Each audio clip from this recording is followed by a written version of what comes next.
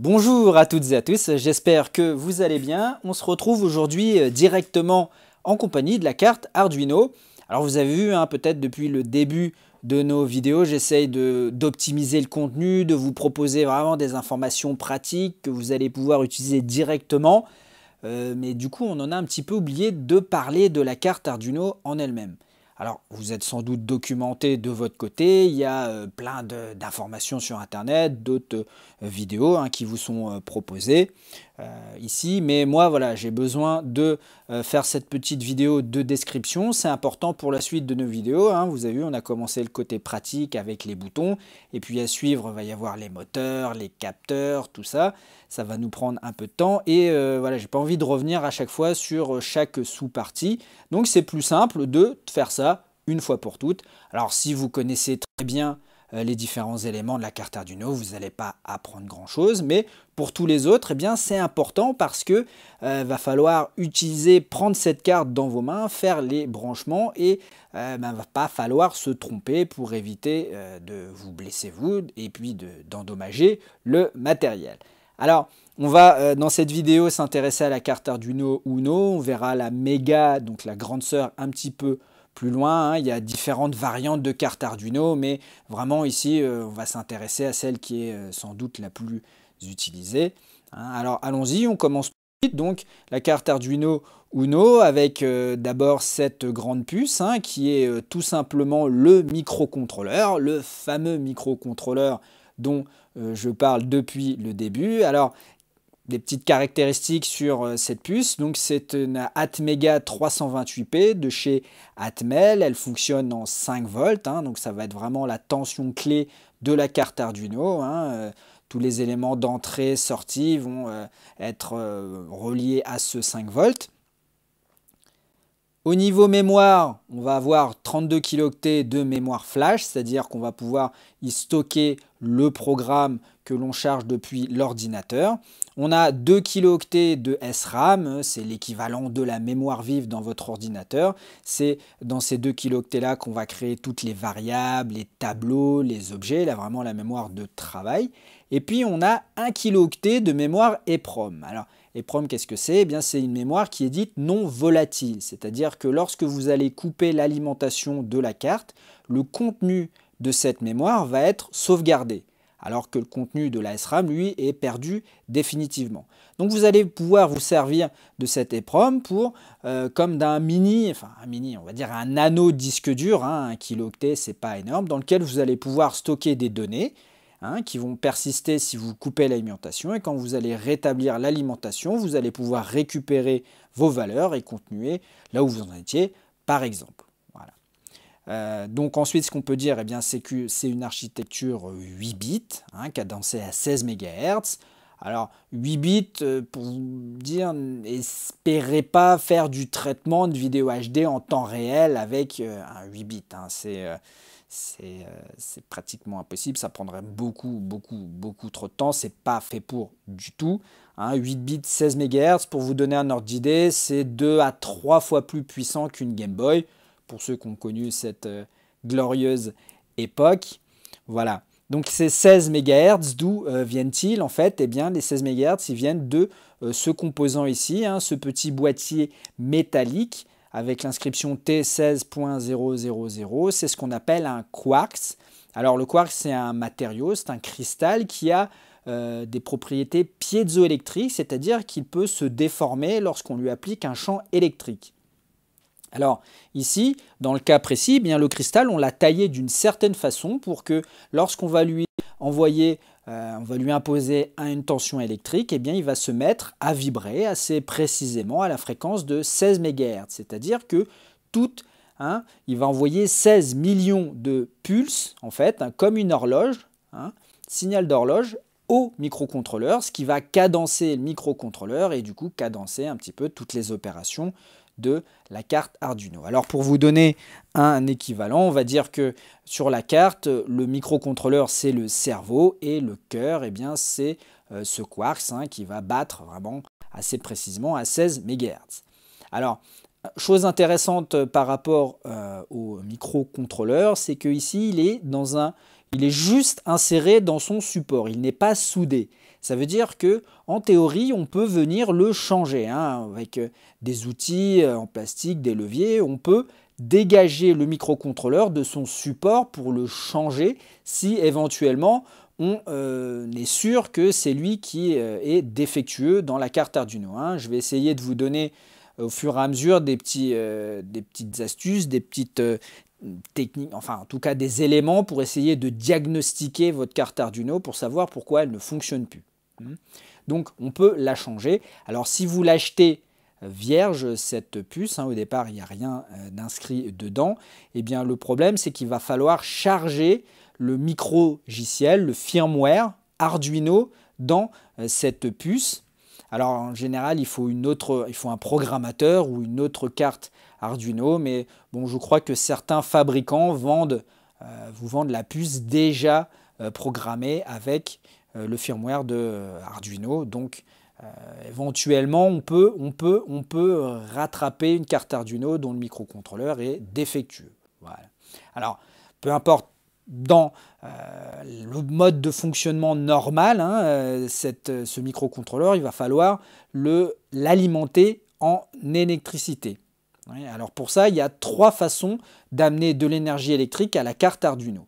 Le premier, c'est à travers le connecteur USB ici, donc 5 volts avec un maximum admissible de 500 mA. Donc l'énergie peut venir d'un ordinateur ou d'une batterie externe, peu importe la source, du moment qu'elle est conforme au protocole USB.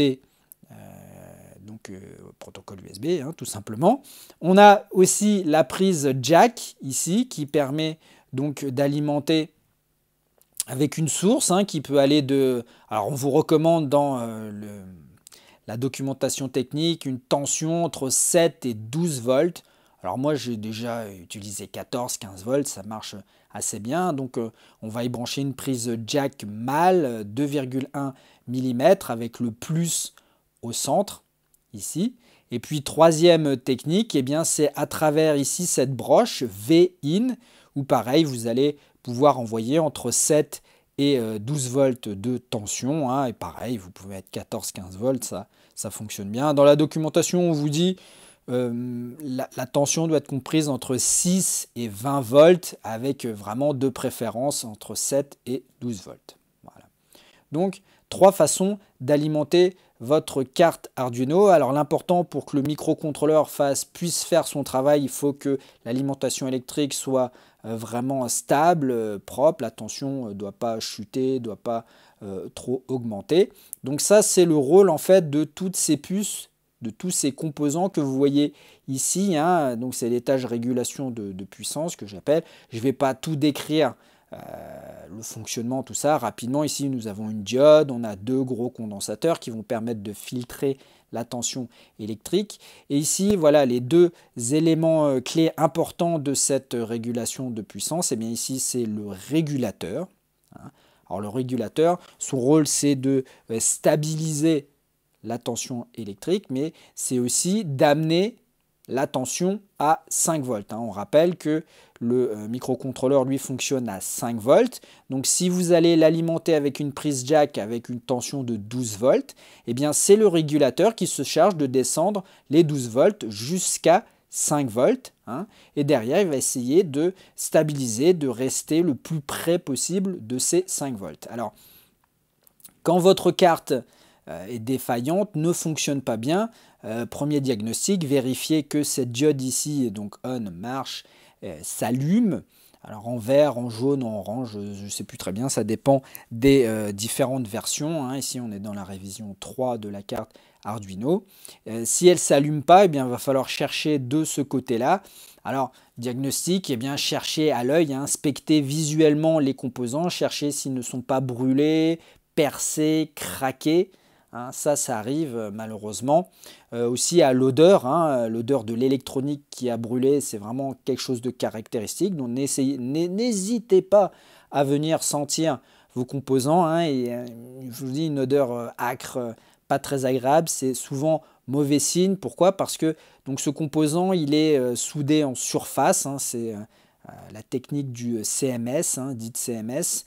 Et à dessouder, c'est pas très évident si on n'a pas le matériel. Alors, si jamais vous êtes sûr que c'est ce composant qui est endommagé, éventuellement, on peut essayer de glisser un fil électrique assez fin sous le composant. Et puis avec un fer à souder, on va venir faire fondre la soudure. Et avec le fil électrique, vous venez soulever la pâte pour la décoller. Vous faites ça pour la première, la deuxième, la troisième. Et puis il ne reste plus qu'à dessouder cette partie-là. Honnêtement, c'est plus facile à dire qu'à faire. Je l'ai déjà fait, mais quand on n'a pas le matériel approprié, c'est pas évident et on risque vraiment d'abîmer la carte, les pistes que vous voyez ici en dessous de la carte. Donc, en théorie, ça se change. En pratique, c'est pas si facile. Deuxième élément important, c'est ici un fusible. Donc, en anglais, un polyfuse ici, un fusible réamorçable.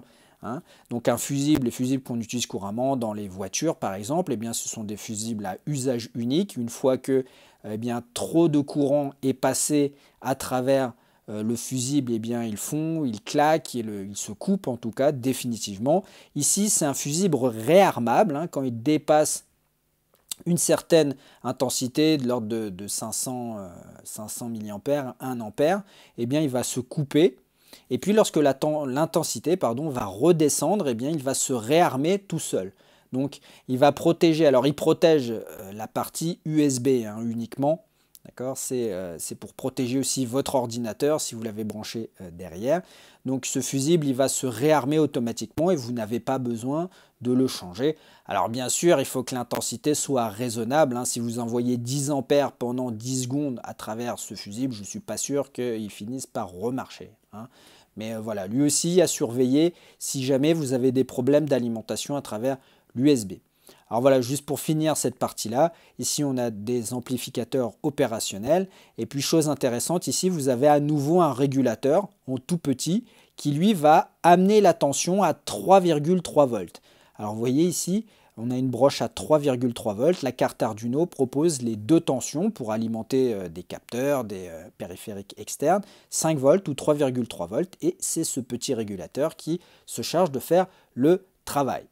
Donc maintenant, on va passer aux broches. Alors on ne va pas expliquer tout en détail, mais l'idée c'est juste d'avoir un aperçu, de savoir à quoi elles servent pour éviter de brancher, de se tromper dans les branchements et puis d'endommager la carte. Donc on va commencer ici avec cette partie, alimentation.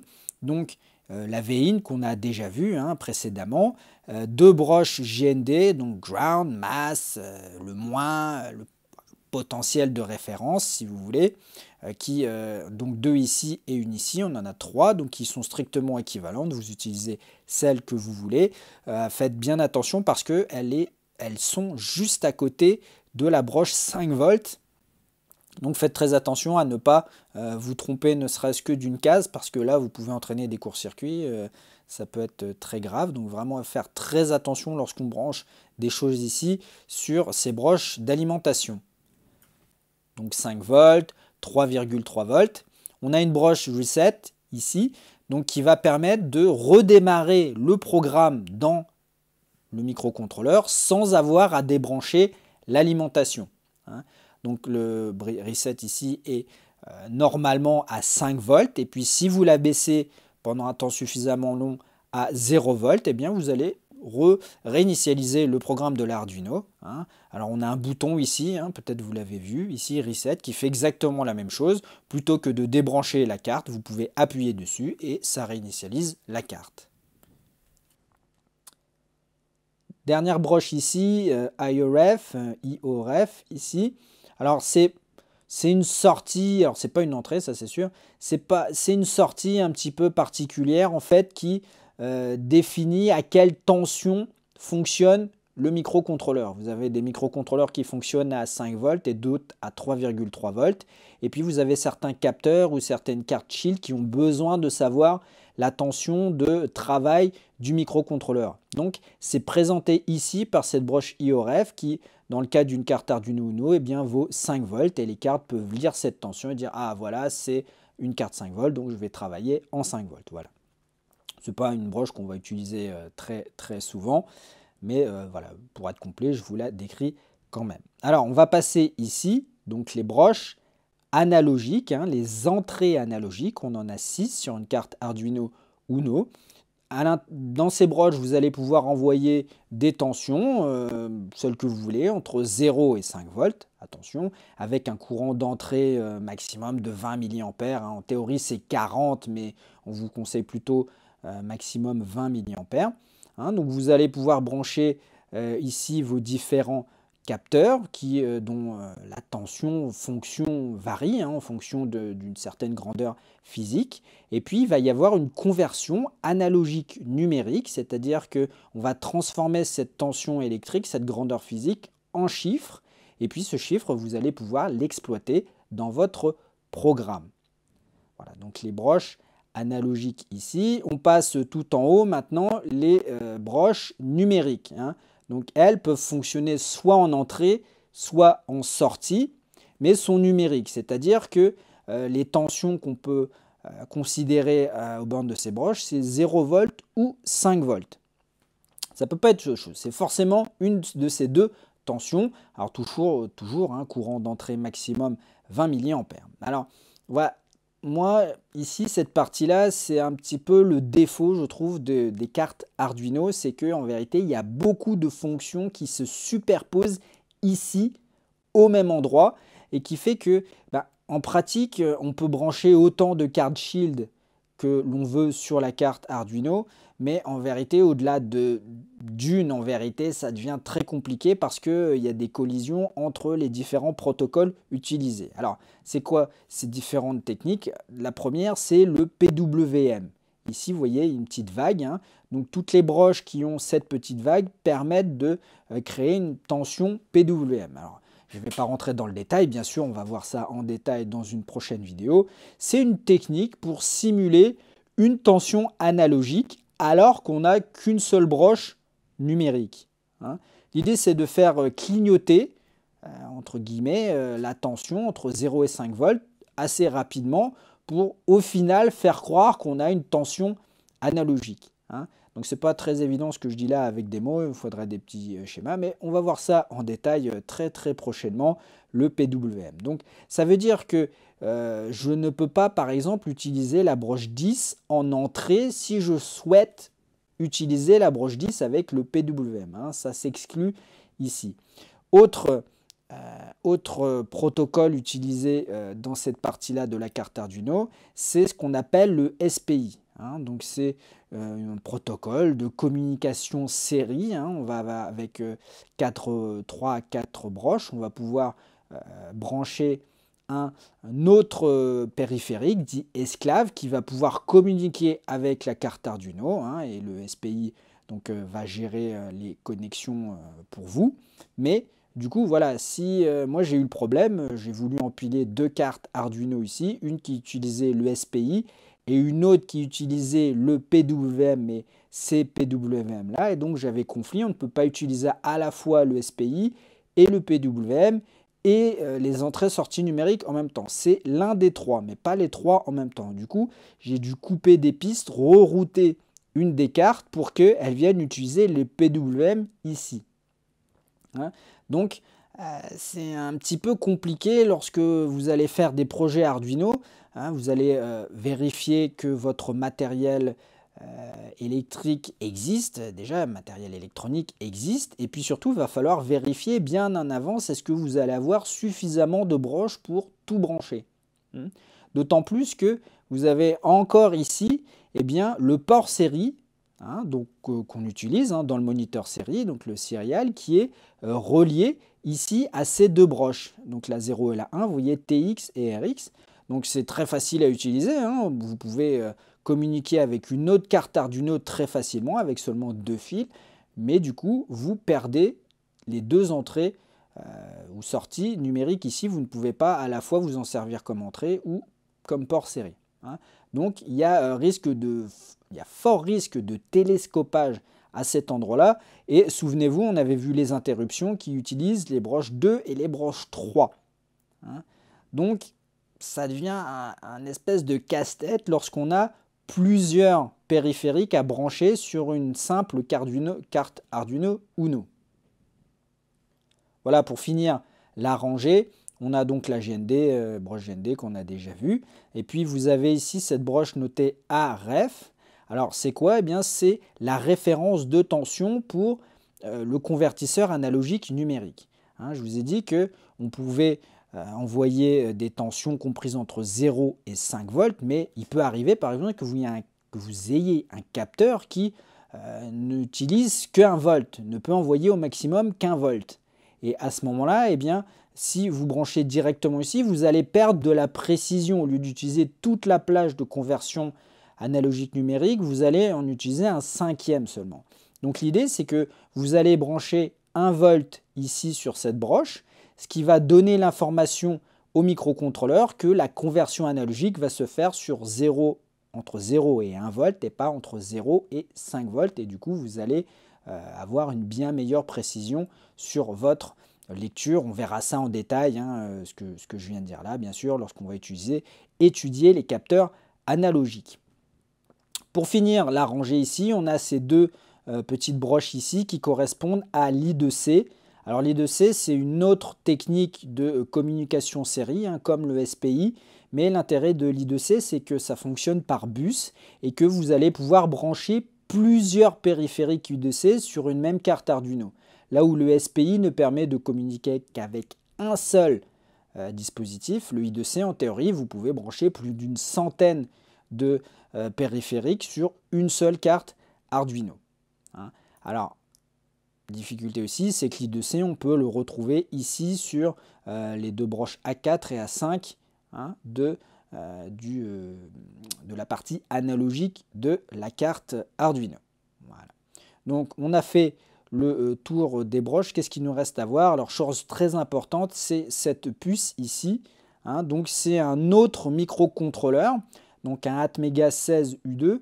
Et lui, il a une fonction clé aussi, c'est que, eh bien, il va effectuer la conversion des données entre l'USB et le microcontrôleur. Dit plus simplement, hein, elle fait la transition entre les données qui viennent de l'USB de l'ordinateur et le microcontrôleur dans un sens ou dans l'autre. Donc c'est vraiment une puce très importante pour programmer le microcontrôleur. Alors ça arrive malheureusement que cette puce soit endommagée. Là honnêtement c'est très compliqué à venir réparer soi-même. Hein. Les broches ici, vous voyez, les pattes sont extrêmement petites. Si vous n'avez pas le matériel adéquat, ça devient très compliqué à dessouder et encore plus compliqué à ressouder. Hein. Il va falloir vraiment aligner parfaitement toutes les pattes avec les pistes de la carte Arduino. Là aussi, généralement, alors on peut voir qu'il y a un problème avec cette puce lorsque finalement la carte Arduino a l'air de bien fonctionner, mais vous ne pouvez plus charger de programme depuis l'ordinateur. Hein, alors ce problème de charger programme, plusieurs causes possibles. Très rapidement, c'est que soit vous n'avez pas choisi le bon type de carte, soit vous n'avez pas choisi le bon port série, soit il y a un problème avec le driver de l'ordinateur, soit il y a un problème avec le câble USB qui vient de l'ordinateur, et soit il y a un problème avec cette puce ici. Alors au niveau diagnostic de cette puce, regardez, lorsque vous avez une carte Arduino qui marche, regardez ces deux diodes électroluminescentes, TX et RX, et normalement quand tout se passe bien, eh bien elles clignotent. Hein, les deux clignotent à un certain rythme. Et lorsqu'il y a un défaut au niveau de l'USB, hein, que ce soit donc toute la chaîne, hein, l'ordinateur jusqu'à cette puce-là, en général, il y en a une qui clignote et la deuxième qui ne clignote pas. Et ça, c'est mauvais signe, hein, c'est pas bon signe. Donc c'est soit cette puce, soit le microcontrôleur qui ne répond pas. Mais je vous dis, à diagnostiquer, pas évident, et à réparer encore moins sans avoir le matériel.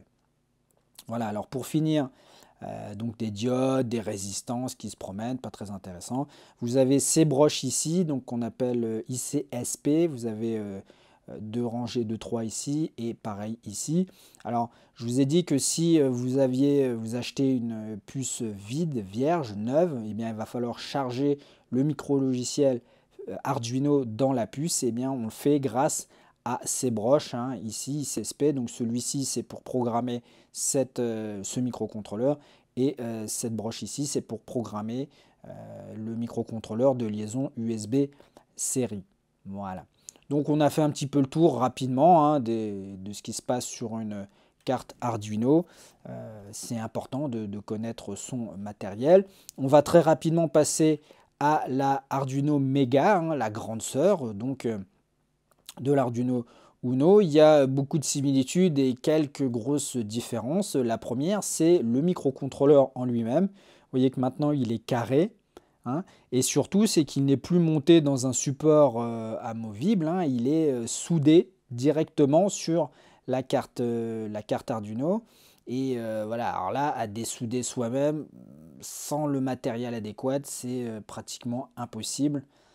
Alors il y a des techniques hein, qui existent, hein. On va appliquer beaucoup de flux ici et puis à la tresse à dessouder, on va venir vraiment chercher un maximum de soudure sur chacune de ces pattes. Hein. Je ne dis pas que c'est pas possible, mais il faut avoir un petit peu l'entraînement et un petit peu de savoir-faire.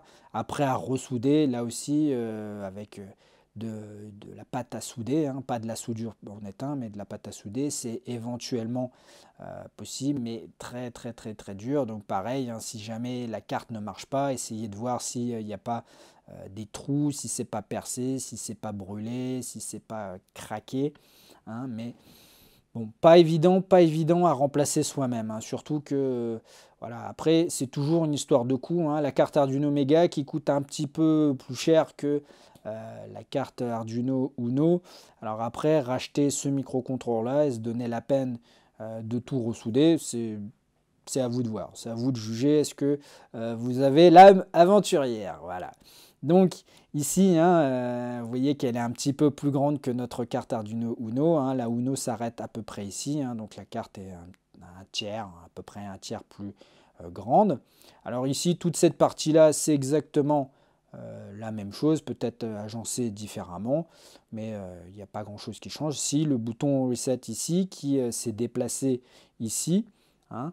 Alors ce microcontrôleur, il est fondamentalement c'est le même, sauf qu'il est plus grand, il a plus de fonctions, plus de broches. Hein. C'est un Atmega 2560, donc il fonctionne toujours en 5 volts. On a beaucoup plus de mémoire flash, hein, 256 kilooctets. Plus de mémoire vive, 8 kilooctets, et 4 fois plus de mémoire EEPROM, mais c'est toujours une architecture 8 bits à 16 MHz, hein, donc c'est pas plus puissant, c'est pas plus rapide que la carte Arduino Uno, hein, il y a juste plus d'entrée-sortie, mais quand même, chose très intéressante, on a 6 interruptions externes au lieu des 2 qu'on a seulement dans la carte Arduino, donc des fois sur certains projets c'est important d'avoir beaucoup d'interruptions externes, donc la carte Arduino Mega peut être un meilleur choix. Hein, je ne vais pas tout redétailler très rapidement. Eh bien, les différences, on voit qu'au niveau entrée analogique, on en a jusqu'à 16 hein, au lieu des 6 qu'on avait sur la carte Uno. Au niveau des broches numériques ici, hein, beaucoup plus. Tout ça, ce sont des entrées-sorties numériques avec quelques subtilités quand même. Maintenant, toutes les broches ici, de la 2 à la 13, sont PWM. Hein, peuvent tous servir pour le PWM. Voilà. On a ici toujours le moniteur, pas le moniteur, le port série, pardon, qui se trouve ici, mais on en a aussi jusqu'à 3 supplémentaires. Hein. Donc vous avez 4 ports série sur une Arduino Mega. Donc vous pouvez brancher 4 autres cartes Arduino sur une seule Mega. Hein. Donc on va utiliser le mot-clé serial ou serial 1, serial 2, serial 3 pour différencier les ports série qui sont utilisés. Le port I2C, lui, a été déplacé ici, hein, les broches 20 et 21, et le SPI ne se trouve plus ici, mais se trouve ici. Donc cette carte Arduino qui va pouvoir plus facilement régler les problèmes de conflit qu'on avait vus entre les différents protocoles qui se télescopaient au même endroit. Et puis tout ça, voilà, des entrées-sorties numériques, hein, il y en a beaucoup, vous voyez, on va jusqu'au numéro 53. Donc il y a de quoi faire. Dans quel cas on va utiliser la carte Arduino Mega? Alors bien sûr, on dit qui peut le plus, peut le moins, mais il y a quand même un surcoût par rapport à la carte Arduino Uno. Vraiment, c'est quand vous avez beaucoup de choses à brancher.